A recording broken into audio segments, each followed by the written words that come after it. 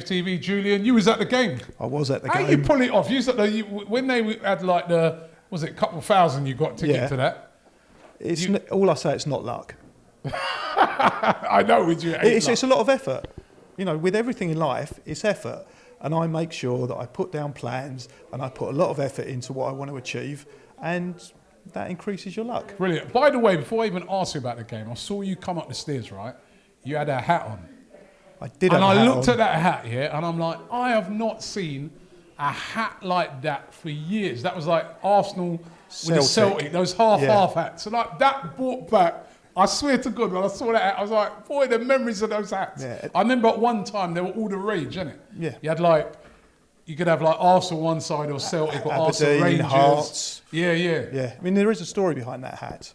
I took that off Kevin Campbell's head in 1991 after they beat Manchester United and were going to get given the league championship. And nicked it? I wouldn't say nicked it. Kev, he nicked your hat. Kevin Campbell. Julian nicked your hat. I didn't nick it. In my youthful days, I did something that I wouldn't do now. I ran on the pitch and he gave me his hat. Okay, I was saying Kev's a big guy, bro. He's a big guy. Still a big guy, man. Still strong. He's still in the gym, everything. Yeah, and so that hat has sentimental value. Oh, wow. It was from a time when we won things. Yeah, well, now look where we are today. I mean, it was a good performance today. It was a good performance. What was it like inside there? I preferred it to November. I had a better seat for a start.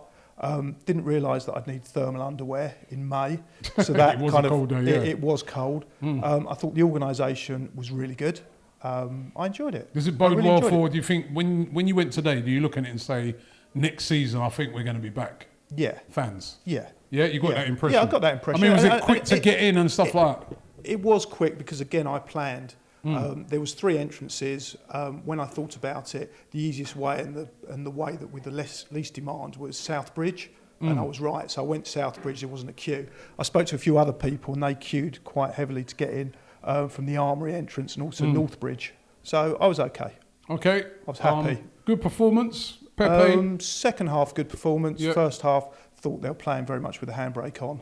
And Pepe came again, the guy delivering. Pepe, 2 excellent goals. He's almost like the Tyson Fury of football. Why'd you say that? He's so unorthodox. He can be that's true. Absolutely brilliant. Yeah. Absolutely brilliant. And, you know, the goals were great. His performance overall was excellent. But I saw him still do things that I think I could do. You know, he goes to make a pass and it just goes back to the goalkeeper. You just don't know what you're going to get from the guy. But he's had a lot of end product. One of the few players this season. Look, he's absolutely improved. He's doing really well. Maybe next season he will be able to justify 73 million. At the moment, I'd say he's £30 million player. But then it's not him that decides how much he's worth. And today he played well, unorthodox, puts effort. And that really impresses me. Josh Kroenke was up in the stands. Was you aware of that?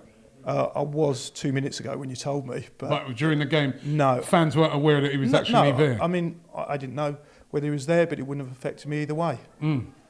Wouldn't have affected you. I think if other fans knew, they might have had a go at him a bit more. What are they going to do? Sing some songs and throw a few flares?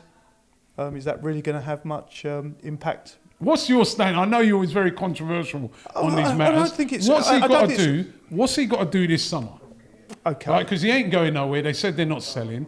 Okay. What has he got to do to get you excited about next season? Because we're not going to have no European football now. Okay. I mean, we're all talking about who we want to sign. You know, these players, you know, whatever, and we need this marquee signing. I know Lee was talking about Charlie Nicholas. Let's get excited. But if we look back at Charlie Nicholas, yes, we were excited for about 3 games. I don't want to get excited for 3 games. I want to get excited and look back on a proper marquee signing. Last time we weren't in Europe, we signed Dennis Bergkamp. Now that absolutely changed our club. I mean, Dennis Bergkamp, he was an absolute world superstar, but he actually lived up to that reputation. But I think more importantly than players, I think one person we've never replaced is David Dein.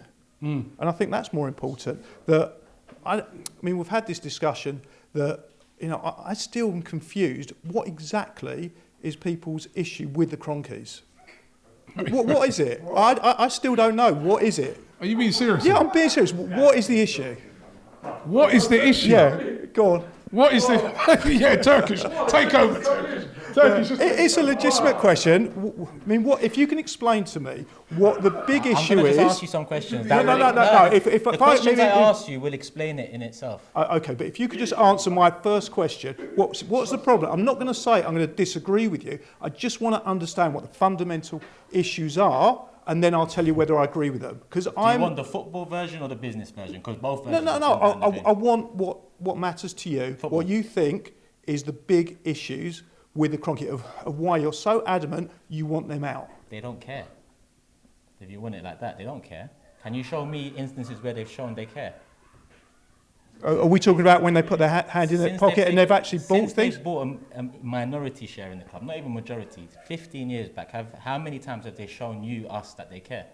I think they've shown they care. How? As in, they've put their hand in their pocket. They haven't though, Julian. They've let the club spend what we make. And the club... But that's business. But Julian, one sec. What the club makes is because of you. Is because of me. Yeah. Robbie. Fans. The club make that money because of the fans that built up the reputation of the club through the football, through the history, through the, everything. Kroenke bought that. And since he bought that, he hasn't done anything that himself has made us make more money. The commercial deals that came into the Premier League came in across the board. That increased the value of Arsenal Football Club. He didn't do anything to increase that value. So the value increased, he didn't do anything. He looked at it, and since then he still hasn't done anything. There was an argument last summer that the first 20 mil he put into the club out of his own pocket was for the Partey deal to get over the line.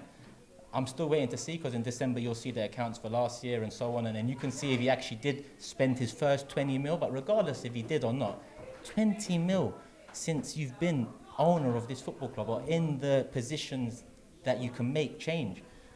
That's the football has gone down the drain, Julian. He took over when we was in the Champions League final, when we was just invincible, when we had star names across the board. Now we have none of that. As a business, he took over when we was top 5 globally in terms of revenue. Now we are nowhere near that. Yeah. We are there in club value, and the club value is determined by the Premier League, because the Premier League's so big, we happen to be in there because of the commercial deals, not because we are run as a good business.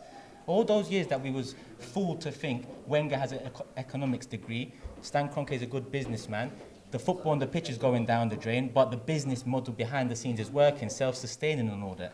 It hasn't worked. It is declining. I've criticised the way they run the club, but what I've been told and what people tell me, they don't spend money. I see that they do spend money, they just waste money, and part of the issue is they're spending money in the wrong places. The control of the club isn't good. But what people, I think, actually want is a sugar daddy.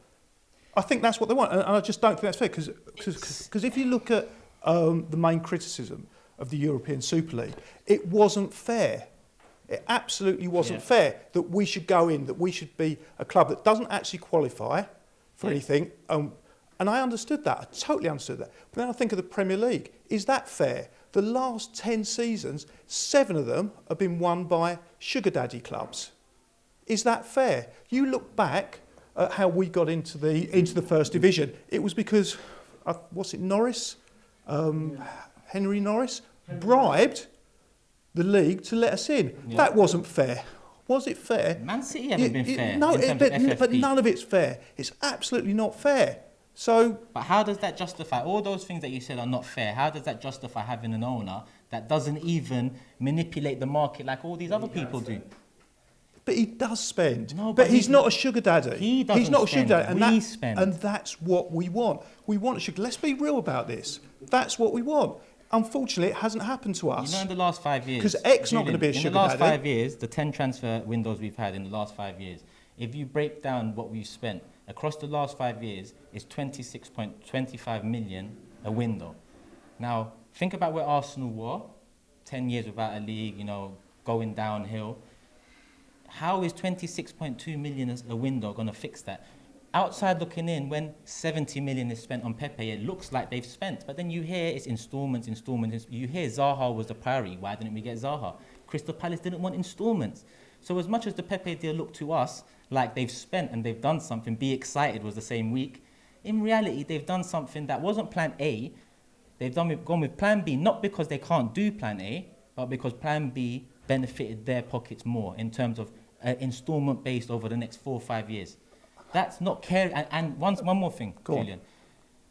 You don't have to care too much as an owner, but put people in the place that do care, that have the experience. Now, if I look below Kroenke, yeah, I see Vinay. No experience for the role he has. And this is where I absolutely agree with you. No experience for the role he has. But one sec, FSG, they don't care, but they put the right people in the right places.